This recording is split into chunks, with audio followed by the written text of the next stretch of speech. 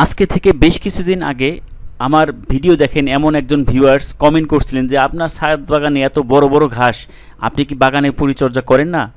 তো আসলে বিশেষ করে বর্ষা মাসে দেখেন যে কী পরিমাণ ঘাস এখানে হয়ে আছে।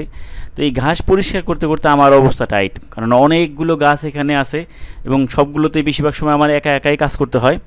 তো এইবার আর কুলাইতে পারলাম না, বিশেষ করে সনের মতো বড় বড় ঘাস থাকাতে আমি এই ভাইকে নিয়োগ দিছি এবং উনি খুব যত্ন সহকারে আমার ছাদ বাগানের এই সনের মতো বড় বড় ঘাসগুলো এবং প্রত্যেকটা টবের গোড়া থেকে ঘাসগুলো পরিষ্কার করে দিছে। এবং ঘাস পরিষ্কার করাতে কী সুবিধা, গাছের গোড়ায় কিন্তু আমাদের যারা ছাদ বাগান করি তারা বুঝতে পারবেন যে এখানে কিন্তু বিভিন্ন রকম সার প্রয়োগ করতে হয়, বিভিন্ন রকম যত্ন করতে হয়। আর এরকম যদি বড় বড় ঘাস থাকে তখন কিন্তু এই গাছের গোড়ায় সার প্রয়োগ করাও যায় না। আবার যাও সার প্রয়োগ করবেন দেখবেন সেখানকার ম্যাক্সিমাম খাবার এই ঘাসেই খেয়ে ফেলে। এই জন্য ওনাকে দিয়ে আমি আমার ছাদ বাগানের সমস্ত ঘাস পরিষ্কার করে নিলাম। তো পরিষ্কার করার পর দেখেন, আপনাদেরকে একটু দেখাই যে আমার ছাদ বাগানের অবস্থা এখন কেমন দাঁড়াইলো। আসলে একটা বাগান পরিষ্কার পরিচ্ছন্নতা বা পরিষ্কার রাখা খুব কঠিন ব্যাপার।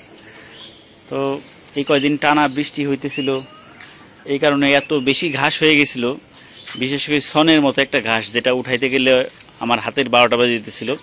পরে একজন লোক নিয়োগ দিছিলাম আজকের জন্য।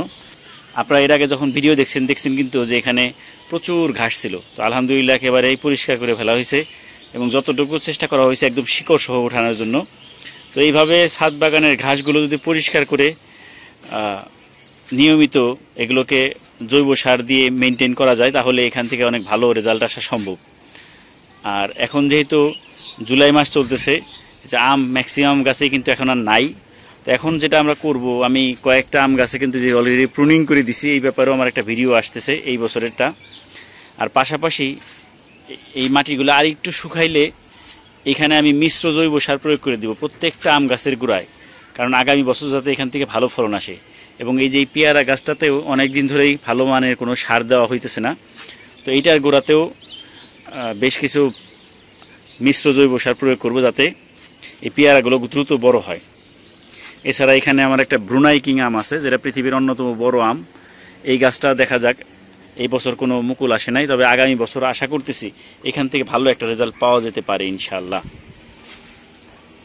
তো এইভাবে আমরা ছাদ বাগানটাকে পরিষ্কার পরিচ্ছন্নতা রাখার চেষ্টা করব। যারাই আমরা ছাদ বাগান করব চেষ্টা করতে হবে যাতে বাগানটা পরিষ্কার থাকে।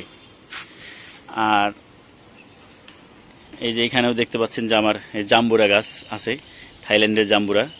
এটাতেও কিন্তু মাশাআল্লাহ অনেক সুন্দর ফলন আসছে। এগুলোতে এখন খাবার দেওয়ার পালা আসলে। এবং সবচেয়ে দুঃখজনক হলো, সত্যি আমার অনেক দিনের একটা শখ ছিল যে ছাদ বাগানে একটা পেঁপে গাছ উঠাবো। তো পেঁপে গাছ শেষ পর্যন্ত হয়েছে, কিন্তু গাছটা হয়েছে পুরুষ পেঁপে গাছ। তো এই জন্য এটা আমি ওয়েট করতেছি, যেটা আর একটু বড় হইলে এটাকে একটু অপারেশন করে দিতে হবে, যাতে এটাকে আবার নারীতে রূপান্তরিত করা যায় কিনা আল্লাহ চাইতো।